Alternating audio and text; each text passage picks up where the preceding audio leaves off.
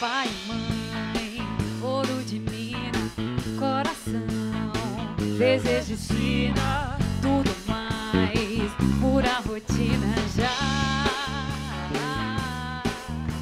Mas hoje é um grande prazer.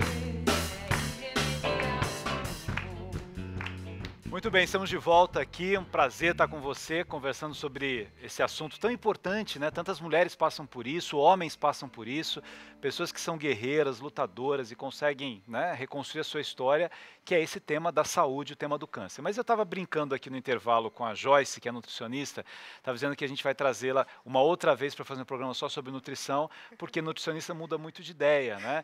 Uma época o ovo faz mal, outra época o ovo faz bem, uma época pode tomar líquido na refeição, não pode, café. Na verdade, no Vocês que câncer, mudam de ideia ou a gente que cria muito mito disso? na verdade, o que acontece é que, assim, a imprensa pega um estudo que teve um resultado bom ou ruim e divulga de uma forma que não seria mais adequada. Porque um estudo não é o suficiente para comprovar se é bom ou ruim, de fato, o alimento. Por isso que vira e mexe, muda E de ovo faz ideia. mal ou não faz mal? Eu Pela- gosto muito de ovo, por exemplo.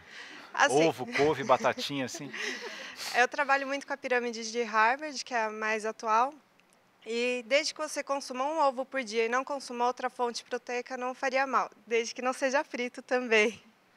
Mas mexidinho, assim, tudo bem. Mexidinho, pochê. 5, 6 por dia. Não. Não, um por dia. Olha, minha mãe e minha tia, né? Minha mãe é maravilhosa, tá acompanhando o programa. Minha tia, que são amigas da Maria Célia também. Eu nunca me esqueço um regime que minha mãe estava fazendo com a minha tia lá no Rio de Janeiro, estava meu irmão, eles faziam o regime da lua. Ah, Então eu me lembro que era, sei lá, acho que a lua ia mudar 11 da noite, era 10h40, todos eles sentados assim à mesa, tinha bolo, torta, um monte de coisa. Como eles ficaram 24 horas sem comer, estava esperando dar a mudança. mudança da lua pra... Esse foi um regime que fez sucesso, né? Porque na época as pessoas ficavam um dia comendo, tomando só líquido, Só né? líquido. Comia à vontade e não emagrecia nada, né? Porque virava, mudava a lua, comia de tudo, em grandes quantidades. Tem tem um acompanhamento especial para um paciente com câncer na área nutricional? Na verdade tem, porque o que, que acontece? A grande maioria dos pacientes, entre 30% a 80%, eles evoluem com perda de peso por causa das mudanças que acontecem no organismo e dependendo do tipo de câncer, ele pode aumentar o metabolismo. Associando a deficiência da ingestão calórica, a maioria entra num quadro de caquexia, que é desnutrição. Então, cada um é preciso cuidar de uma forma, porque uns evoluem com feridas na boca, outros com deficiência na mastigação, não conseguem mastigar direito. Então, para cada paciente, a gente vai evoluir de uma forma. Como você perguntou, pode beber líquido no almoço? Não pode, depende do paciente. Se o paciente tem dificuldade em deglutição, a gente aconselha alimentos mais pastosos, em temperatura ambiente, para não ferir mais a boca. Independente do câncer, a gente evita temperos como pimenta, alimentos muito quentes, porque vão favorecer esses machucados e dificultar a alimentação via E oral. refrigerante? Eu não recomendaria refrigerante para ninguém, porque se você for colocar, sem considerando diet, zero, em um copo desse de 200 ml, a gente tem em média 4 colheres de sopa só de açúcar. Seria equivalente 2, 3 dedos do copinho só de açúcar. E açúcar é uma substância que não agrega em nada, só traz valor calórico, não traz vitaminas e minerais que o corpo precisa. E o refrigerante zero tem muito sódio, né? Todos têm. Todos têm. O diet, light, o normal, todos têm muito sódio. E a hipertensão hoje em dia é um problema grave. E aí suco de laranja, por exemplo, engorda, né? Quer dizer, o que a gente faz? Toma água? Uma coisa que eu indico para os meus pacientes é não coar o suco de laranja, consumir com aquela fibrazinha, o bagaço. Por quê? Porque você aumenta a fibra no intestino e deixa de absorver tanto carboidrato. É uma forma de você consumir a fruta, ter as vitaminas e minerais e a fibra. Vamos falar com a Bia um pouco. Bia, e o seu papel aí? Essa mulher descobre lá, estou com câncer.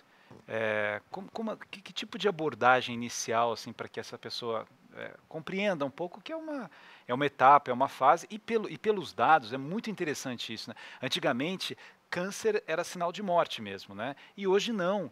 Então, até o fato de trazer pessoas no programa de televisão e falar, olha, eu tive câncer, me tratei. Você sente que as pessoas estão um pouco menos pesadas assim para enfrentar o tema ou ainda é muito doloroso? Tem um peso significativo. Concordo com o que a Maria Célia falou assim. Na hora que você tem um diagnóstico, o mundo caiu, a casa acabou, é muito ruim. Então, aí trabalhando, né, ela vai vendo, ela vai olhando outras pessoas, aí ela vai começar a entender realmente o que é e que hoje tem uma mudança. Até porque nos hospitais você vê uma pessoa, você teve um câncer, né? Mas eu já estou bem, mas é meio difícil. Concordo com ela também quando você coloca, vai ao grupo, participa de um grupo, não, vai estar todo mundo chorando, eu não quero me descabelar, vai ficar pior. Nós temos na clínica, desde a época do professor Pinotti, um grupo de mama. Então, assim, nós começamos a atendê-la no hospital, tanto eu quanto a físio. Nós fazemos saiu da cirurgia, nós vamos conversar, nós vamos dar todo aquele acolhimento que é muito importante para ela. Aí nós temos, ainda assim, nós temos uma dificuldade para que elas participem do grupo, né? Com muita restrição, assim, aí elas vão para conhecer e nós temos pacientes que frequentam o grupo há mais de 10 anos. Porque aí começa a desmistificar aquele pavor, mas ainda é assim, é apavorante a notícia de que eu estou com câncer de mama. Mariane, o que tem assim fatores de riscos, por exemplo, obesidade, sedentarismo, o que uma mulher pode fazer para se prevenir da doença, além dos exames? Então, na verdade, a prevenção Estou real... chamando de Mariane, né, porque nós somos tão amigos, né, doutora Mariane. A prevenção real do câncer de mama ainda não enfim, no nosso dia a dia ainda não está posta, né? A gente teve essa notícia recentemente da Angelina Jolie, por exemplo, né, que fez essa cirurgia preventiva de câncer de mama, retirando as glândulas mamárias, né? Parece uma coisa do outro mundo, né? Para não ter câncer de mama, você tira a mama, para não ter câncer de nariz, você tira o nariz, mas, assim, na verdade, no câncer de mama, a prevenção é uma realidade muito no começo ainda, né? Tem alguns remédios que abaixam o risco e alguns fatores de risco que a gente pode começar a controlar, né? Diferente do câncer de pulmão, Chalita, que o fato de você não fumar já é uma prevenção importante para câncer de pulmão, né? A maioria dos cânceres de pulmão são causados pelo cigarro, né? Câncer de colo do útero é causado pelo vírus do HPV, na sua maioria. Então, prevenir doenças sexualmente transmissíveis, tomar vacina do vírus do HPV vai prevenir câncer de colo de útero. No câncer de mama, são múltiplos fatores, né? Fatores ambientais, fatores energéticos, questão da obesidade, da ingesta de gorduras, né? Fatores reprodutivos, mulher que tem muitos filhos tem menos risco, mulher que amamenta mais tem menos risco, né? Mulheres que fazem exercício físico têm menos risco, mulheres que trabalham à noite têm mais risco. São múltiplos fatores. Então, fazer exercícios físicos, ajuda. Comer melhor, Isso, que não amamentam, então tem um risco maior do que as que amamentam. Amamentar, né? Então, não custa nada dizer para as mulheres, informar, né? Se você manter o seu peso, fazer exercício físico, ter uma dieta equilibrada, ter filhos precocemente, ter muitos filhos, né? Amamentar todos os seus filhos 9, bastante 10 tempo. Filhos já, né? já ajuda você sabe que tem nesse problema, mas dá outros, né? Mas é importante a gente informar, porque as mulheres podem ir acrescentando essa questão no seu dia a dia, né? Doutora Pilar, sempre surgem mitos assim também, por exemplo, o celular pode causar câncer, o micro-ondas pode causar câncer, a gente não sabe outros fatores de risco do câncer. E isso a ciência não provou ainda, né? Não, a ciência não conseguiu provar tudo. Mas a gente tem alguns indicativos do que pode aumentar ou não aumentar o risco de câncer em estudos populacionais. Falando do câncer de mama, acho que a Mariane colocou muito bem os principais fatores de risco e a maior parte deles são fatores endógenos, dependem muito do indivíduo, não são fatores externos, e eu acho que talvez o mais importante seja um dos mais importantes seja o controle do peso, fora a questão da amamentação, aumento, se possível, ter filhos mais cedo. e principalmente controle do peso depois da menopausa. Depois da menopausa, a mulher começa naturalmente a ter uma redução do nível de estrogênio. Se a mulher aumenta muito seu peso, tem pouca atividade física, ela acaba tendo um nível de estrogênio relativamente maior. Então, isso acaba sendo um fator de risco muito importante para o câncer de mama. Né? Agora, e esses fatores são muito bem explicados do ponto de vista laboratorial mesmo, né? Que são todos fatores relacionados ao aumento do nível de estrogênio da mulher. Agora, essa história de celular... Celular não tem nada confirmado. Né? Na verdade, os trabalhos que falam de celular, eles são... O celular, o principal seria a relação dele com o câncer cerebral.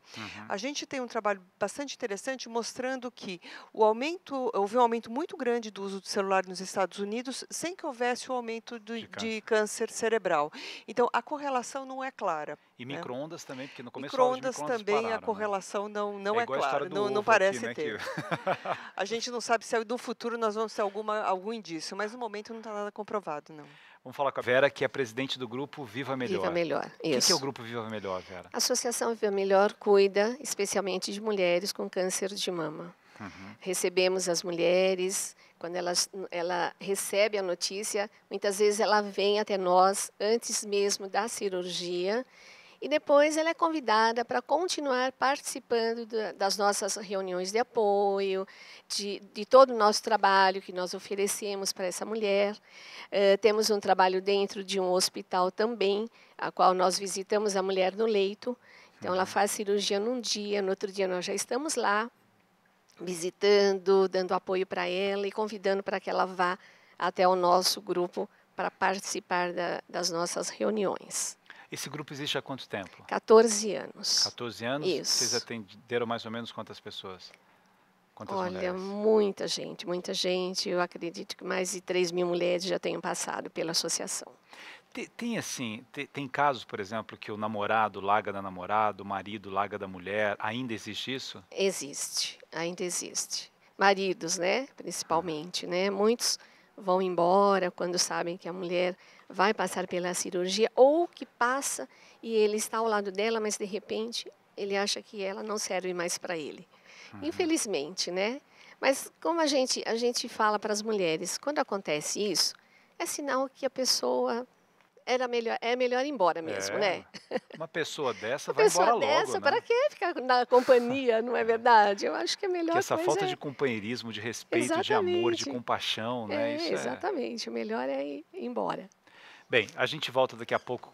Vamos continuar a conversa aqui falando sobre câncer de mama, câncer de forma geral, sobre saúde.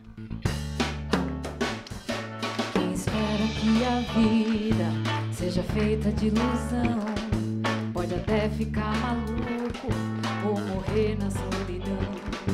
É preciso ter cuidado pra mais tarde não sofrer.